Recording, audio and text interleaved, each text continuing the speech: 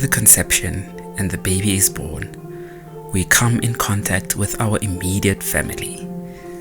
Although our mother is the person we spend most of the time with. This is the nourishment we receive in our early childhood development. The food we eat, the relationship we start forming with what helps us to sustain and survive. This is where we also develop our throat area of personal self-expression, so the speech development is also seen here. Our family, which raises us, is the second house. So this is where we start forming our values. From the conditioning we receive, mainly from the family, we start learning on a deep subconscious level what is valuable to us. It is said by many psychologists that the early childhood development will set us up for the entire life. In the Kalpurush, the second house is the natural house for Taurus, with the energies of Venus and the moon. The energy of the mother becomes crucial here because this is where we start to download and formulate our values and core beliefs about ourselves, our values, and the world around us.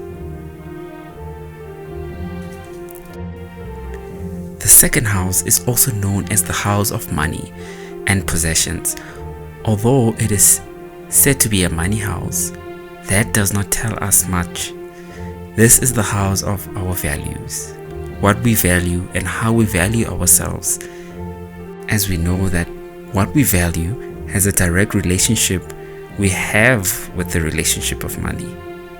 So this is the power of the second house, the values we form and the money energy we carry. The association of Venus with Taurus is another clue of possessions and money. All the jewelry and the stones can be found in this house also. And of course, in our world we have been deeply conditioned to value all these material things, which can keep us bound in the cycle of desires. The Moon and Venus association makes the second house a very feminine place and energy. This is why women have always been known as the ones who oversee the finances and the material possessions. Even men use the second house to attract women. This also becomes the family's possessions. This is why Moon, representing the mother, becomes exalted here. The queen has to have all the material possessions for her family. If the mother has all her needs, the family environment becomes extremely blessed. The second house along with the seventh are known as Maraka or kill houses. This means that the rishis saw this house as a little inauspicious because the material world can become a bondage for many.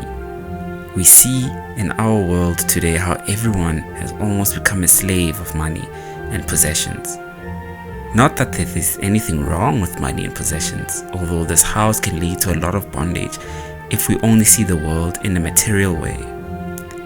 The highest energy of Venus is to complete all the karmas and find spiritual liberation from enjoying all the material possessions that we can, and eventually learn to let them go and transform the energy into spiritual energy.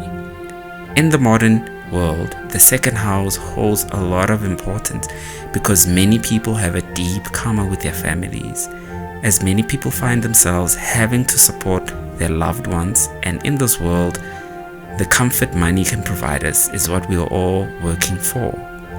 This is what we value, our families and the monetary system we find ourselves in. The lessons of the second house is finding a way to heal all our family karmas by finding out what is truly valuable and by increasing our own value, which can increase our earning capacity so we may be able to take care of others in our material reality. Please subscribe to the channel, comment, like and share. I'd be most grateful.